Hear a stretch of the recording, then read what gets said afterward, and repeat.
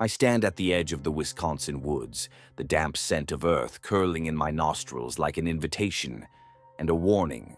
The morning light slants through towering pines, each needle dripping with dew that sparkles like 1,000 watchful eyes. My heart hammers in my chest, but I swallow the anxiety. I'm Sarah, 23, and I came here to prove something, to myself more than anyone else. The city's noise has been squeezing me tight, stealing my breath and my calm. So here I am, alone, armed with a map, a compass, and a voice recorder I barely know how to use. I clip on my pack and step onto the trail, the forest swallowing me in its hush. At first, the path is well-worn, muddy patches, occasional markers carved into birch trunks. The sun filters through, warming my shoulders. I breathe deeply, tasting freedom. But quickly the markers thin out. My phone flickers, no signal. I shrug it off. I've planned for this. Compass out, I press into the green gloom where roots twist like sleeping serpents and fallen logs block my way. Every rustle of leaves sets my nerves alight. I tell myself it's the wind, just the wind, until I hear footsteps that don't match mine. I halt, eyes straining through the undergrowth. Nothing. I breathe again. Wet moss, rotting wood, and something else. Tension coiled in the air. I tighten my grip on my flashlight. I'm still close to the trailhead, I reason. I glance at the compass, then at the thinning daylight. I should turn back, go find a marked route. But a battered sign points deeper in. North Ridge Loop. My pulse spikes. I know I should stick to the main track, but curiosity knots my gut. I follow the arrow. The forest morphs into a living maze. Oak, maple, and ash press in on me. The canopy blots out the sky. My breathing quickens. My map bears little resemblance to this labyrinth. I try to retrace my steps. The compass wobbles. I swallow hard. Suddenly, the path forks. Which way? Left feels wrong. Right feels darker. Panic thunders in my ears. I snap a quick photo of the map on my phone. At least I can zoom in. No bars, but I have the image. I step forward. The ground turns spongy, as if water lurks beneath. My boots sink into mossy ground. I hear a twig snap behind me, sharp, deliberate. I whirl around. Nothing but trees. Shadows stretch, fold, and blend into one another. My pulse accelerates. I fingerprint my compass again. It points north, but I can't tell which way is north. A chill creeps up my spine. Daylight bleeds out. The forest grows oppressive, heavy with unspoken intent. I flick on the flashlight, a weak beam that quivers in my hand. Every branch looks like an arm reaching for me. The beam lingers on a fallen log. No, a hunched shape. My breath catches. I plunge the light away. When I look back, it's gone. My stomach twists. I stumble on, calling out softly to myself. Hello? Anyone? My voice echoes hollowly. Silence. Night falls like a curtain. The light in my pack's headlamp fades. I press a button. A sputter, then a steady glow. I shine it ahead, just trees, gnarled roots, and leaf litter. But I sense eyes on me. Eyes I can't see.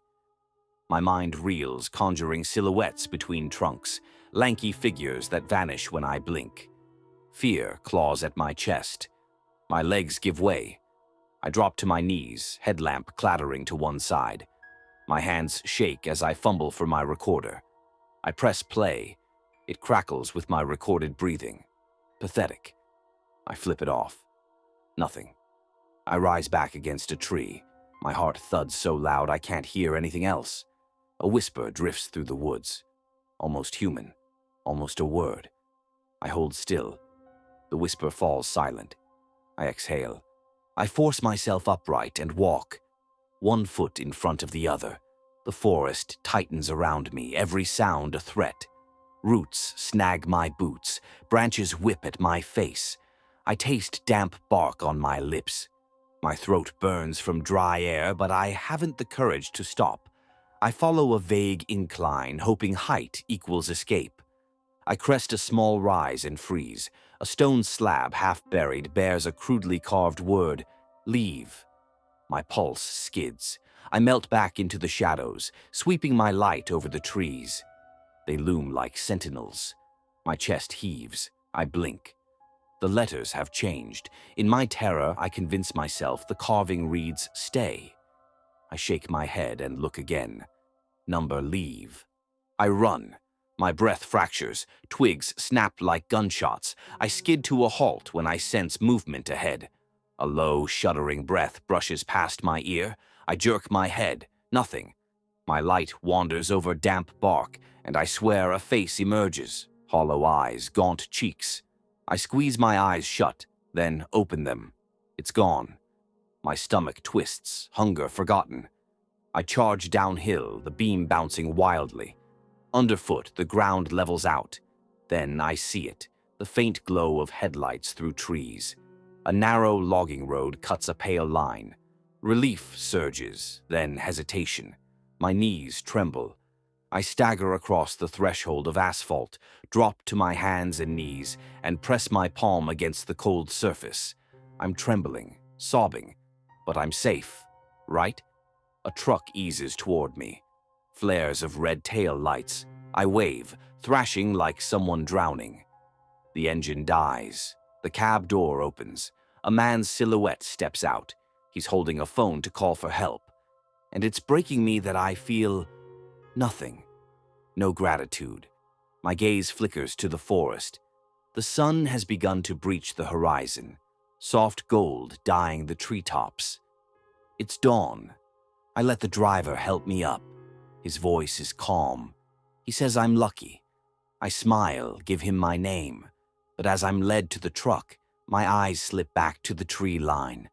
I see them, tall, dark shapes with empty eyes, watching. They don't move, but I feel their gaze carve into me. I glance away, but the image sears my mind. I step into the truck. The door slams shut, muffling the whisper, "You can never leave." The driver glances back, concerned. I force a laugh. "I'm fine," I say. My voice cracks. He starts the engine. We roll away. The forest shrinks in the rear window, but I know it's still there, in every shadow, every breath, inside me. And in the dawn's pale light, I realize I escaped the trees, but not the terror.